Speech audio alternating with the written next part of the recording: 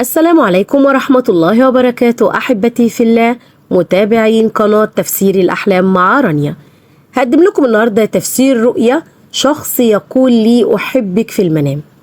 إذا رأى الرائي في منامه أن هناك شخصا اعترف له بحبه فهو دليل على نجاح وتفوق للرائي. أيضا رؤية أن شخص اعترف بحبه تعني حدوث مفاجآت سارة. ومن رأى في حلمه أن شريكه أي الزوج أو الزوجة يعترف له بحبه فهو علامة على أن هناك استقرار كبير في حياته الزوجية ويعيشان معا بسعادة كبيرة.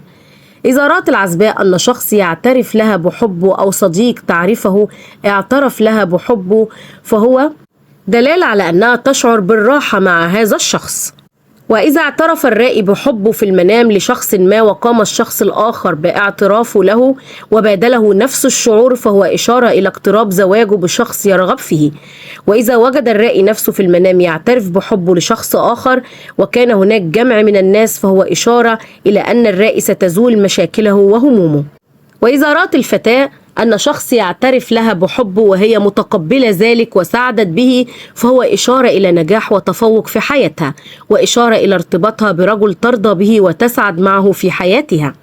أيضا إذا شخص اعترف لها بحبه وهي تعرفه جيدا فهو بشارة بالزواج منه.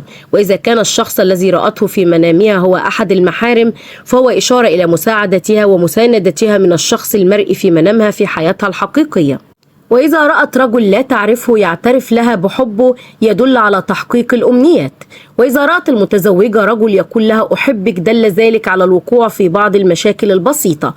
وعندما ترى المرأة الحامل رجل غير الزوج يعترف لها بالحب يحتمل أن تكون إشارة إلى بعض الاضطرابات والصعوبات في الحمل. وإذا رأت العزباء بأن رجل يقول لها أنه يحبها وكانت تعرفه هذا الرجل كان ذلك يشير لحب هذا الشخص لها. وإلى هنا تنتهي حلقاتنا ونلقاكم في تفسير جديد. فلا تنسوا دعمنا دائما بالإعجاب بالفيديو والاشتراك في القناة وتفعيل الجرس ليصلكم دائما كل ما هو جديد لنا. إلى اللقاء والسلام عليكم ورحمة الله وبركاته.